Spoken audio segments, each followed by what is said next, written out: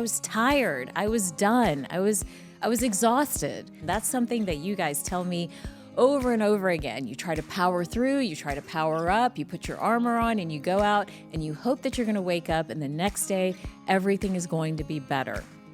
But unfortunately, as much as we all try to ignore what's happening within our bodies or in our minds or in our homes, at some point we have to face the music. And that's why this show, Whole Plus, is going to be the place where we come together, where we bring it all, the science and the spirit of health, wellness, and healing, where we don't fight or dismiss one another. We honor the research and the technology, but we also acknowledge the fact that the human spirit, the human experience, at the end of the day, may actually be more important. I know that I'm not the first to say that we have a crisis in medicine and healthcare. Whether it is the doctor or the patient, it doesn't seem like anyone can get on the same page. I've spent the last 20 years talking to patients, hearing their stories, and listening to their journeys. And unfortunately, many of them, and we see the statistics, are disheartened and left feeling hopeless. I know it doesn't have to be this way, and we're going to change it. And what's best is we're going to change this together. On this show, we are going to bring together the best that medicine and healing and wellness has to offer. I know you guys are tired, right? You're tired of going from doctor to doctor, from practitioner to practitioner, seeing the acupuncturist argue with the physician, seeing the naturopath get dismissed, and everyone at the end of the day infighting only to have zero results. Unfortunately, I know this story all too well, and I've experienced it firsthand. But before I tell you about how I even got into medicine or health or thinking about health differently, I want all of us to get on the same page. And that's why this show, Whole Plus, is going to be the place where we come together, where we bring it all, the science and the spirit of health, wellness, and healing, where we don't fight or dismiss one another. We honor the research and the technology, but we also acknowledge the fact that the human spirit, the human experience, at the end of the day, may actually be more important. I can't wait for you to meet all the incredible celebrities and researchers and experts that we're going to have on this show. But more importantly, I can't wait for you to start your own healing journey as you listen to all the different viewpoints and opinions and begin to understand how we can come together, not how we're divided. Now back to me and why I'm even doing this. And I'm going to share this story, but I don't want to bore you to tears because unfortunately, many of you have the same story. Over 20 years ago, probably 30 years ago, I'm getting old, guys, but over 30 years ago, I actually experienced my own health crisis. And it was one that I didn't expect, but it set me on a path that I also didn't expect, a fortunate accidental journey. I was about 25, 26, coming out of residency, going into my first job, which was in the emergency room in the urgent cares of our Atlanta area hospitals. And I was ready to start my life. But there was a catch. I was actually not well. And I didn't realize it, or I really didn't want to admit it. And that's something that you guys tell me over and over again. You try to power through, you try to power up, you put your armor on and you go out and you hope that you're going to wake up and the next day everything is going to be better. But unfortunately, as much as we all try to ignore what's happening within our bodies or in our minds or in our homes, at some point we have to face the music. And that's exactly what happened to me. As I went into the ER and the year went by of night shifts and flipping schedules and not eating right and sort of honestly the toll of the years prior taking their effect, I began to get sick. And it got to a point where I could no longer ignore it. I had joint pain, weight gain, hair loss, acne. I could go on forever. And as it got worse and worse and worse, the people around me started to notice. I noticed people looking at my balding scalp or staring at me and saying, you picked up a little bit of weight there. But at the end of the day, I had so much internal shame that I didn't want to face it myself. And I did stupid things when I look back. I would get ready in the dark. I would say no to invitations. And I started to become a different version of myself. And it finally took my now husband and my mom sitting me down saying something's got to change. You need to figure out what's going on. You're turning into a shadow version of who you once were. So I did what you guys do, right? I made the appointments. I blocked time on my calendar. I set aside funds, and I went from doctor to doctor to doctor, only to be told at 28 years old that I was stressed, I was anxious, I was depressed. Here's a medication, here's an antidepressant. It'll all go away. And I only got worse. A couple months went by, 6 months went by, a year went by, and I still didn't have answers. And everything going on with me was only more and more noticeable. Well, finally, I went to the most well-renowned hair loss specialist in the area and was given a medication and was told with a finger in my face, young lady, if you don't do something, you will be bald by the time you're 30. And so I did what many of you told me you do. I took the medication. I didn't read, and I don't know why. I can't tell you guys why. I didn't read about the side effects. I didn't sit and research it. I didn't sit and think about it because I was tired. I was done. I was exhausted. And so I was like, okay, fine. Who wants to be bald at 30? And so on a certain morning, I got in my car, went to go work out because remember I was gaining weight, so maybe that was going to turn things around. Went and did my workout, had not eaten that morning, took the medication, got in my car. Well, it's a medication, and in fact, I prescribe that medication nowadays, but with a lot of thought and deliberation and conversation with my patients. But took the medication and proceeded to pass out as I was driving because the medication bottoms out your blood pressure. And historically, my blood pressure is always low. Well, in that moment, as I'm sitting there, realizing that I could have hurt myself or I could have hurt somebody else, I realized I had to do things differently. And I'm only telling you guys the story so that you don't feel alone, that you understand that in our journey to get answers and to get advice, again, the infighting, the arguments, the this person's a quack, this person's wrong, all of that never serves any of us well. No one asked me over this year, almost year and a half now of trying to get answers. No one asked me about my diet, about my sleep schedule, about my nutrition. No one checked my hormones. No one asked about my childhood trauma or what I might have gone through. It was just an assembly line approach, moving me through, trying to get me to take something and move on, which I did, and it didn't work. And I know it's not working for you. And we're going to change that on this show. Well, let's fast forward a little bit. I decide that I need to heal myself. And so I did. We didn't have Google back then. I'm getting old, guys. We didn't have Google the way it is in its glory and magnificence right now.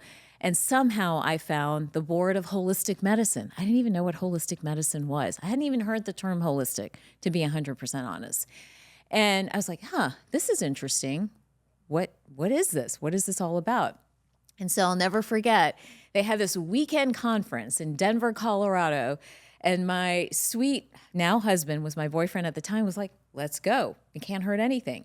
And so the two of us went off to Colorado, and I sat in this conference all day long, 2 days straight. I don't know what he was doing, but I started to learn words and terms and language that I had never heard before in all my conventional training, right? Remember, med school is a long road, 8 years to just get to residency, another 3 or 4 after.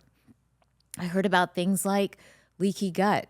I heard about the fact that there's something called estrogen dominance, or that there's a mind-body connection. I'm laughing now because it seems so silly that I didn't know that. But these were ideas that I had not ever thought about. I learned about, the impact of certain foods on our diet. And I learned about these older systems of medicine, like Ayurvedic medicine, Chinese medicine, homeopathy, and so much more, which we, in medical school, were taught to dismiss. As I continued to listen and to learn and to alternate between being shocked and bewildered, I realized I needed to learn so much more. And at that conference, I actually met a Chinese medicine practitioner, and I told him a little bit about what was going on with me. And I'll never forget his reaction. Those 2 days, by the way, were probably game-changing, life-changing days for me. But he looked at me Again, I got the finger in my face, but this time it was different. It was with a lot more compassion and concern. And he was like, oh, very bad chi. You have very, very bad chi. And I'm like, what does that mean? What is chi? What is bad chi? What does that mean? And then I decided that I would learn from him and work with him. And what he was trying to tell me in the language of Chinese medicine is that I was completely depleted. I was depleted from a nutritional standpoint. I was depleted from an emotional standpoint. I was depleted from a lifestyle standpoint, right? With not sleeping and not eating and all these other behaviors that I had been engaging in. And if I wanted to get better, if I wanted to heal, then I had to fill the tank back up. But how do you do that? What do you do? What's your first step, your second step, your third step? And this is where that, again, aha moment for the second time went off. These older systems of medicine merged science with the human spirit. They didn't see it as separate. They embraced this idea of the 5 bodies, that there was a physical body, a mental body, an emotional body, an energetic body, a community body, and it all got mixed up in this pot of you and really determined how you would present yourself into the world. Did you present with vitality and energy, chi or prana? Different words, all trying to say the exact same thing. Or are you going to present in a state of isolation, feeling shame or guilt or embarrassment, a low vibration state, as many of these systems of medicine would describe? Many of these systems, as I came to learn, were actually rooted in agriculture, right? So they talked about things in terms of the earth and elements and seasons, or they were rooted in assessing and determining energy. What was the energy of your face, your tongue, your pulse? But at the end of the day, they had a methodology. They had a system for evaluating their patients, and one that recognized each person as unique and individual, not as a data point or a lab value or a research study. This was life-changing, game-changing for me, so much so that I wanted more. So I became a licensed acupuncturist. I studied Ayurveda and got certified in Ayurveda. I became a nutritionist. And the whole time I was kind of looking off in the periphery at a fellowship in integrative medicine led by Dr. Andy Weil out in Arizona. And I was like, I think I need to do this. I need to do this. And I enrolled in that fellowship, I believe it was 2006. And again, the Pandora's box of information coming at me. But here's what happened in those 2 years of doing that fellowship. And to this day, I'm so grateful for that. I was able to take all this isolated knowledge that I had been gathering, right? Nutrition knowledge, Chinese medicine knowledge, my conventional Western training, Ayurvedic knowledge, homeopathy, and so much more, energy medicine knowledge. And I was able to bring it all together and think about patients in a strategic, very linear way, even though it was a holistic approach. And that's really what I want for everyone. As I continued to dig into this methodology, people around me started to notice. So friends would ask me questions, family members would ask me questions, patients in the ER would ask me questions. What do you do for this? I heard you're studying this stuff. What's the right tea to take, the right supplement, the right herb, or do I really need a medication? And as I'm doing this, my husband's over here, we're married now, watching all of this evolve and all of this unfold. And he looks at me and he says, I think you need to do something with this. And we did. He was starting his dental practice. And as the kind and loving person that he is, he's like, take the back 2 rooms. You don't have to worry about overhead. You're not running a business. You're simply doing the work you love and the work you're so passionate about. You never even have to quit the ER.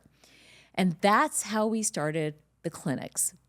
And what happened next, and what continues to happen to today, was this yearning, this desire for information, for answers, for solutions that everybody was seeking.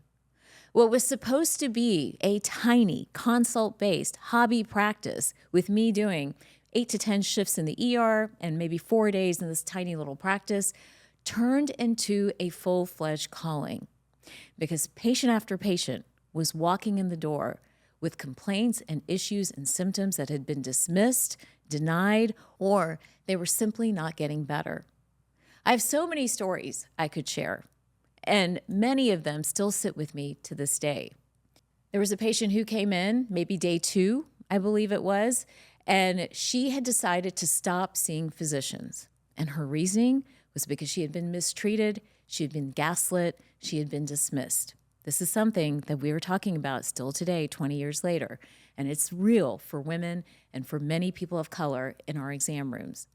As she continued to explain her symptoms to me, she talked about having a lot of breast pain. And she said she'd been dealing with this breast pain probably for the last 18 months.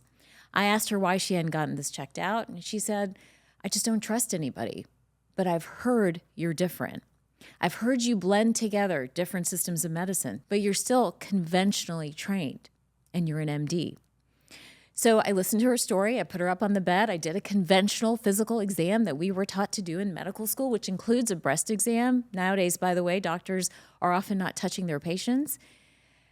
And I was shocked and horrified to find a rock-solid right breast.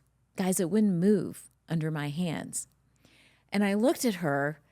I'm going to get chills. I looked at her and I asked, how long has this been there? How long has it been like this? She said, for about a year. Well, needless to say, she had breast cancer. And over the next few months, we worked together to support her fight to beat breast cancer.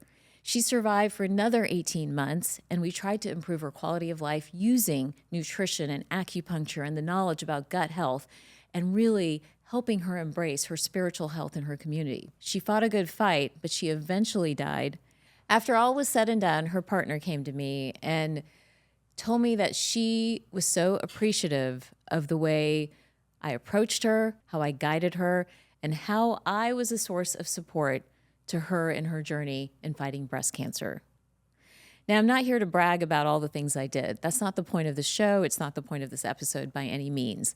But what I am trying to say is that the journey of getting well and getting answers and having someone you trust should not be this hard or difficult. And it shouldn't keep people out of our exam rooms when they're getting into trouble. We have to change how we deliver healthcare. We have to change how we think about medicine and wellness and healing. And she's only one story out of the 50,000 patients we've seen over the last 15 to 20 years. And we know that we have to do something differently. And that's why this show is so important.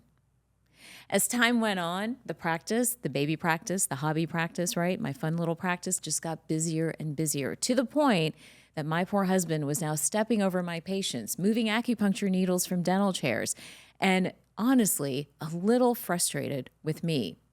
I'll never forget the day he came through and there were people waiting outside our door, sitting on the waiting room floor.